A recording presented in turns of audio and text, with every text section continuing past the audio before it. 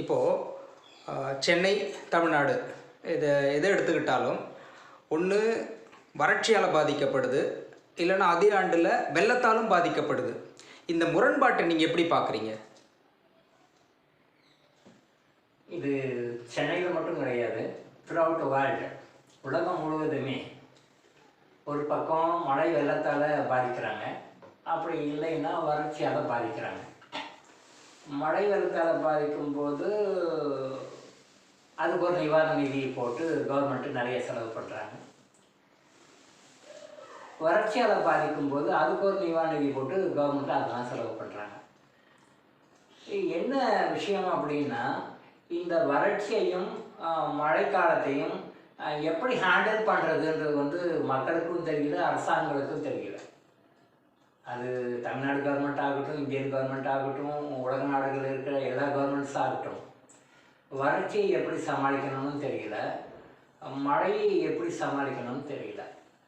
இதை சரியாக முறையாக கரெக்டாக பிளான் பண்ணி பண்ணாங்க அப்படின்னு சொல்லி சொன்னால் வறட்சியாலும் மக்களுக்கு பாதிப்பு இருக்காது, மழையினாலும் பாதிப்பு இருக்காது. இப்போது மிகுந்த செல்வாக்கு படைத்த மிகவும் பணக்கார நாடான அமெரிக்காலையும் இதே மாதிரி தான் புயல் வருது. புயல் வரும்போது வீடுகளெலாம் தண்ணி பூந்துடுது, ரொட்டீன் லைஃப், டெய்லி லைஃப் பாதிக்குது. அதை திரும்பவும் ரெக்கவர் ஆகிறதுக்கு நிறைய நாள் ஆகுது. இது வெறும் சென்னையில் மட்டும் இல்லை, இந்தியாவில் மட்டும் கிடையாது, உலகம் முழுவதுமே. இன்னும் சொல்ல போனால் பணக்கார நாடுகள்லும் கூட, எல்லா பணக்கார நாடுகளையும் கூட, இவன் அமெரிக்காவில் கூட இந்த மாதிரி அடிக்கடி புயல் வரும். அப்போது என்ன பண்ணணும் அப்படின்னு சொல்லி சொன்னால், வறட்சி,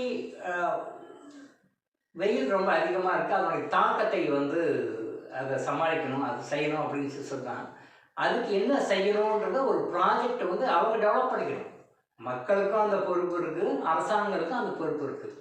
அரசாங்கங்கள் வருவாங்க போவாங்க, அவங்கவுங்க ஆட்சிக்கு தகுந்த மாதிரி ஒரு கொள்கையை வகுத்துக்குவாங்க, செஞ்சுட்டு போயிடுவாங்க. ஸோ மக்களுக்கும் அந்த அவேர்னஸ் இருக்கணும். அரசாங்கம்ன்றது என்ன, மக்கள் தானே, மக்கள் தானே அரசாங்கம். அதே மாதிரி மழை வந்தால் அந்த மழையில் அதை எப்படி ஹேண்டில் பண்ணுறது, அந்த மழை நீரை எப்படி பாதுகாக்கிறது. மழை நீர் அது ஒரு சொட்டு நீரும்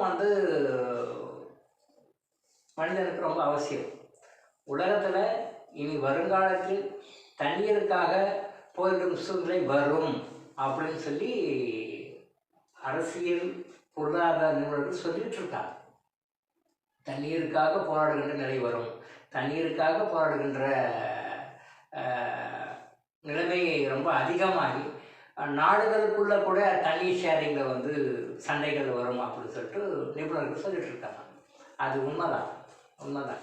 இப்போவே ஈவன் இந்தியாவில் எடுத்துக்கோங்க, கர்நாடகாவுக்கும் தமிழ்நாட்டுக்கும் தண்ணி பிரச்சனை தான். இவங்க என்ன பண்ணுறாங்க, தண்ணி